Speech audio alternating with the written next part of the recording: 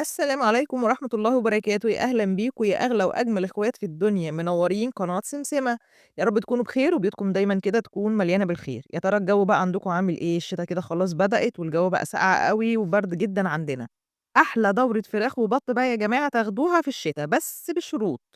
فلو محتارين إن أنتم عايزين تبدأوا دورة رمضان للسنة الجاية اللي هو إن شاء الله 2026 اللي جاي ده، لو أنتم محتارين تبدأوها إمتى لو أنتم لسه ما بدأتوش فأنا بقى النهارده هاحط لكم جدول كده مضبوط باليوم عشان تطلّعوا أوزان خيالية إن شاء الله على رمضان. ولو أنتم خايفين كمان تربّوا طيور في الشتا، خايفين من البرد، خايفين من السقعة، وخايفين من الكشاشان، النهارده هاقول لكم تعملوا إيه عشان تحافظوا على طيوركم، وهاورّيكم إزاي بادفّي عندي بأبسط طريقة، وإزاي يعني تعالجوا الكشاشان وقلة الشهية بخلطة كده صغيرة كده من المطبخ. هاقول لكم بقى السر اللي بيخلّي الطيور تسبق عمرها في الوزن ويبقى يومها بيومين. النهارده كده كمان هاخدكم جولة عندي كده وعند طيوري، فالفيديو ده النهارده فيه تفاصيل كتيرة جدًا مهمة، فتابعوا معايا دقيقة بدقيقة. خلّينا بس الأول كده نذكر الله ونصلّي على الحبيب المصطفى، اللهم صل وسلم وبارك، وما ننساش اللايك والاشتراك يا أحلى أخوات. تعالوا نبدأ بقى كده بالكتاكيت البيضا والساس والشِفر اللي أنا جبتهم.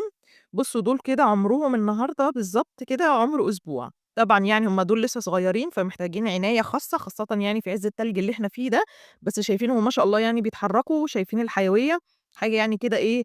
ما شاء الله اللهم بارك. طَب إيه السر بقى في كده؟ السر في التدفئة الصح يا جماعة، التدفئة الصح. طَب أنا هنا بادفّي بإيه؟ أنا بادفّي بلمبة اللي هي اللمبة الصفرا دي، أنا حاطّاها لمبة 200.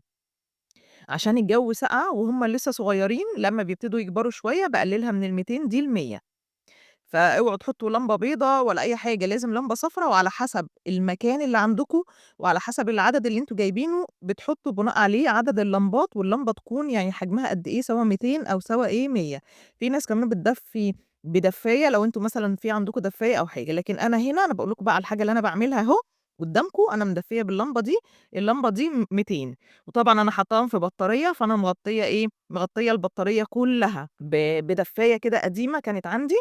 بادفّي بيها دايمًا في الشتا يعني باغطّي بيها دايمًا إيه، البطارية لمّا بيبقوا صغيّرين وبابتدي أهوّلهم يعني شوية بشوية، فأنا مغطية البطارية كلّها سايبة بس ناحية واحدة، اللي هي ناحية الباب اللي أنا فتحت منّه ده دلوقتي علشان خاطر إيه، عشان خاطر يبقى في تهوية، لإن لازم إيه، يبقى في تجدُّد يعني للأكسجين وفي تهوية بس مش بسيطة، يعني قصدي تهوية تكون بسيطة. يعني ما يبقاش في أي هوا داخل مباشر عليهم نهائي، يعني لازم نبقى مضبّطين التهوية، دي حاجة مهمة جدًا، يعني إحنا نضبّط التهوية مع التدفئة، يعني هي إيه، معادلة كده صعبة. أنا هنا باورّيكم اللمبة، وبُصّوا زي ما باقول لكم كده أنا يعني إيه، مغطية البطارية كلّها أهو، مغطية البطارية كلّها، مخلّية بس جنب واحد اللي أنا فتحت منّه الباب ده، هو ده بس اللي أنا مخلّياه للتهوية. ليه بقى؟ أنا عايزة أقول لكم إن إحنا لازم ندفّي كويس وفي نفس الوقت يكون في تهوية، الكتكوت يا جماعة لو سقع مننا في العُمر ده انسوه تمامًا في الميزان، يعني الكتكوت اللي بيسقع في عُمر الأسبوع الأولاني ده بيُسرُد وبيبقى خاسس وعلى طول بييجي له كده بيبقى عنده تعب وما بيكبرش في الوزن، وتلاقي الكتاكيت كبرت لو راجعوا كده نفسكم تاني لو لقيتوا الكتاكوت بتاعتكم كبرت وما جابتش وزن راجعوا نفسكم تاني هتلاقوها أكيد سقعت منكم كده في العُمر الصغير. فكمان لازم نكون واخدين بالنا من الفرشة لو أنتم بقى إيه، أنا عشان عندي البطارية فما فيش عليها فرشة، لكن لو أنتم بتربوا على الأرض السقعة كمان يا جماعة بتيجي من الأرض، يعني لو بتربوا أرضي يبقى زوّدوا شوية في النشارة خاصةً في الشتا. خلاص، دي كده الكتاكيت وتدفيتها، يعني دي كده كانت الكتاكيت الأبيض والكتاكيت الساس، وزي ما قُلت لكم كده إيه، هُم عمرهم كده أسبوع. عارفين بقى إيه اللي يخلّي كمان بقى مناعتهم حديد؟ أنا باحط لهم كركم وحبة البركة على العلف ده من أول يوم. والله يا جماعة الكركم ده صيدلية لوحده، بيزوّد المناعة جدًا، وحبة البركة بتزوّد المناعة بشكل رهيب. ده سحر بقى إيه، بالنسبة لي بالنسبة يعني لإيه، لتقوية المناعة. طب إحنا عايزين بقى حاجة كمان تقوي المناعة وكمان تزوّد الوزن وتفتح الشهية، باعمل لهم بقى اللي هو أقوى مضاد حيوي طبيعي كده في البيت، اللي هو البصل والثوم والليمون والخل في الخلاط، ده كده بيخلّي كده الفرخة يعني تفتح معاكم في الأكل ويمنع أي عطس أو برد في الشتا، قوي قاية من الأول، أنا مش هاستنى لمّا يعيوا يعني. ده بقى بابدأ بيه إمتى؟ من بعد الأسبوع الأولاني، وأنا عملت لكم فيديو دليل الشامل للتربية بالأعشاب هيعجبكم جدًا، هيظهر لكم دلوقتي في علامة الأي فوق، ادخلوا شوفوه، كُلّه معلومات مفيدة وإن شاء الله بإذن الله إيه، هتفيدكم. تعالوا بقى معايا كده أمّا أورّيكم بقى البَط، البَط أنا حاطاه في نفس البطارية، البطارية دورين، حطيت فوق الأبيض والساسو الشِفر، الساسو الشِفر ده أنا جايباه عشان رمضان، لإنه طبعًا أنتم عارفين هو بياخد وقت، لكن الأبيض يعني للاستخدام دلوقتي لسه دورة رمضان، إنما البَط بقى ده برضه إيه، بَط لرمضان. بُصّوا يا جماعة، هم كانوا 3 بس لأول مرّة تحصل يعني إن هي إيه، ماتت منّي واحدة. أول ما جِبتهم يعني، فالحمد لله إيه، قدّر الله وما شاء فعل وخلاص إيه، سِبت الاتنين. هُم دلوقتي عمرهم 35 يوم، بياكلوا بقى خلاص غيّرت لهم العلف الناعم وبأكّلهم دلوقتي الإيه، العلف الخشن ده. بُصّوا بقى البَط طبعًا إيه، زي ما إحنا عارفين إن البَط بيستحمل، بالنسبة يعني إيه للتدفئة وكده، في المكان هنا يعني يعتبر دافي، فأنا مش فاتحة لمبة صفرا، فاتحة لمبة بيضا، يعني اللمبة الصفرا خلّيتها لبعد ال21 يوم كده، لإن هو ده يعني فترة الحضانة بالنسبة للبَط وقفلتها، وفتحت بقى إيه، فتحت لهم اللمبة البيضا. هُم دلوقتي بياكلوا العلف الخشن زي ما قُلت لكم كده طبعًا بعد الشهر. العلف بقى بارُش عليه شوية ملح، ملح طعام اللي هو الملح بتاعنا العادي ده، المَيّة باحط فيها فيتامينات وأملاح وكالسيوم، طبعًا يعني أهم حاجة عشان البط ما يسرطش منكم كده يا جماعة ويبقى سردة يعني وما لوش وزن، هو الغذا والأكل، لازم علف ولازم يكون في أكل كويس، يعني عايزة أقول لكم في واحدة يعني معرفة يعني أعرفها أكّلتهم دشيشة بس، دشيشة بس، من بعد العُمر ل10 أيام، والله سردوا منها يا جماعة مولر ومسكوفي يعني خسارة بقى ساردة ولا وزن ولا شكل ولا أي حاجة خالص، وزعلانة عليهم وبتقول ما بيكبروش، طبعًا لازم ما يكبروش لإن لازم علف ولازم خلطة غذا كده تكون كويسة، وياخدوا تأسيسهم من العلف كده في الفترة الأولانية، زي ما أنتم شُفتوا كده بقى يعني البط معايا البط ده اللي أنا جايباه لرمضان، إن شاء الله بإذن الله على رمضان هيبقى وزنه حلو أوي زي الفل. تعالوا بقى كمان أورّيكم عندي بقى عِشّة تانية غير البطارية دي،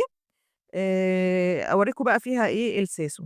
عشان أنا مربية فيها برضه ساسو. وعايزة أقول لكم يا جماعة والله بُصّوا هو مش بالعدد، يعني مش بعدد الطيور اللي عندي قد إيه، مش مهم، المهم لبركة ربنا والمهم الرضا، إن الواحد كده يكون راضي وإن الواحد يكون ربنا مبارك له ولو في القليل يعني، ونحمد ربنا الحمد لله رب العالمين، وطول ما في طيور كده إحنا بنربيها في بيتنا أنا دايمًا باقول يبقى في الخير في البيت، فنِفْسي كل الناس كده تتشجّع وتربي طيور في بيتها. بُصّوا بقى تعالوا بقى أورّيكم بقى دي الفراخ الساسو، الساسو شِفر يا جماعة تكون إيه فرزة أولى، ساسو شِفر عشان تدّيكم وزن حلو، الفراخ دي عمرها برضه 35 يوم، أنا جايباهم هُم والبط هُم الاتنين كانوا عُمر يوم كتاكيت وكان معاهم فراخ بيضا وذبحت الفراخ البيضا في الدورة اللي فاتت، كمّلت بقى الساسو والبَط إن شاء الله هاخلّيه برضه على رمضان. الساسو الشِفر ده طبعًا مناعته عالية يعني ما شاء الله برضه، فأنا قفلت برضه اللمبة الصفرا عشان تعرفوا برضه أنا مدفيّة إزاي، ومنوّرة لهم بس لمبة بيضا، بس العِشّة دي بقى أنا باغطّيها لإن هي كلّها سلك، فزي ما أنتم شايفين كده هي متغطية من جميع الجوانب. سايبة لهم بس حتّة بسيطة، بس أنا مغطياها إيه، بحاجة خفيفة كده، ف باغطيها خاصةً بالليل باغطيها كلّها، والصبح باسيب بس ناحية الباب، بيبقى الجو يعني إيه دافي شوية، إنّما بالليل عشان ما يدخلش أي هوا خالص، وعشان أنا منوّرة لهم لمبة بيضا مش لمبة صفرا، فأنا باغطي العِشّة كلّها. يعني هي دي بقى إيه تربيتي برضه في الفراخ الساسو، ما شاء الله هي مناعتها قوية وتتحمّل ما بتحتاجش تدفئة جامدة، بس برضه يعني في الأول لازم، هُم كتاكيت صغيّرين لازم عشان ما حدّش يقول إيه سمسمة قالت ما ندفّيهمش، لأ يا جماعة لازم وعلى حسب كمان الجو عندكم إيه، خلاص؟ وبرضه الخلطة زي ما قُلت لكم كده، الخلطة اللي أنا ما باستغنيش عنها خالص اللي هي خلطة البصل والثوم والليمون دي ما باستغناش عنها في الشتا. العلف كمان باحط عليه حبّة البركة والكركم بس عشان هُم كبروا بقوا ياكلوا العلف الخشن، فباروح مغلّفاه كده عشان بس يعني حبّة البركة والكركم دول يلزقوا في العلف، باروح حاطة معلقة عسل أسود وأقلّب بقى كلّه بقى العلف على حبّة البركة والكركم، بُصّوا أنا هاعمل لكم إن شاء الله فيديو بالخلطات دي بالتفصيل، عشان تعرفوا إيه أنا يعني الخلطات بتاعة زيادة الوزن دي أنا باعمل معاهم إيه بالضبط. بس عايزة أقول لكم برضه إن أنا إلى الآن أنا بأكّل علف بس، علف فقط ما فيش أي حاجة تانية معاه عشان تبقوا عارفين يعني. طيب الناس بقى اللي بتسأل يا سمسمة إحنا كده نلحق نربي بقى لرمضان الناس اللي لسه ما جابتش، تشجعوا كده وانزلوا هاتوا. بُصّوا بقى البط والساسو تبدأوا من دلوقتي فورًا، فورًا، لإن هُم بياخدوا وقت طويل في التربية. الساسو بقى لو جبتوه عمره أسبوع كده ويكون شِفَر وفرز أول يا جماعة وبأكد أهو عشان في جيل تاني بياخد وقت طويل أوي في التربية، ممكن ياخد معاكم 3 شهور، إنما الساسو الشِفَر اللي أنتم شايفينه قدّامكم بُص ده كده عمر 35 يوم أهو اللهم بارك، يعني ده كده على 50 يوم ممكن تجيب معاكم كمان ال2 كيلو، أو 55 يوم تجيب معاكم 2 كيلو لو ديك، البربرة بصراحة بتبقى إيه أصغر شوية من كده، بتبقى مثلًا كيلو 700 كيلو 800 عشان برضه أكون إيه صادقة معاكم، فأنتم لو جبتوا بقى دلوقتي مثلًا عمره أسبوع هيبقى جميل تذبحوا منه قبل رمضان. البط بقى يا تجيبوه ستار يا تجيبوه بيور يا تجيبوه مولر، ما فيش نوع تاني هينفع دلوقتي عشان الوقت قليل، يعني ما ينفعش إن أنتم تدّيهم مثلًا مسكوفي لأ، ما ينفعش خالص ولا البلدي طبعًا، الستار والبيور على 50، 55 يوم دول بيتذبحوا، والمولر يعني أنا باقعّده ل70 يوم، شهرين ممكن باذبح منه على 60 يوم، بس لو سِبتوه ل65 يوم أو 70 يوم بيبقى الأحسن عشان ما يبقاش فيه الريش الصغير ده. فلو أنتم دلوقتي لسه ما جبتوش البط هاتوا مولر عُمر 3 أسابيع بيتباع يا جماعة عادي عُمر 21 يوم، يبقى روعة على أول رمضان إن شاء الله. الفراخ البيضا بقى يعني لسه بدري شوية، ممكن كده على يوم 10 يناير كده والّا حاجة أو بعد أول أسبوع كده من شهر يناير، نبتدي بقى نجيب الفراخ البيضا، تبقى هي دي بقى دورة رمضان. تابعوا بقى معايا إن شاء الله الفيديوهات اللي جاية إن شاء الله فيها برضه مفاجآت وحاجات تانية كتيرة هتعجبكم جدًا. دي بقى كانت جولتنا النهارده، يا رب تكون عجبتكم، ويا رب تكون سوري عجبتكم زي ما قُلت لكم مش مهم العدد، المهم الرضا والبركة.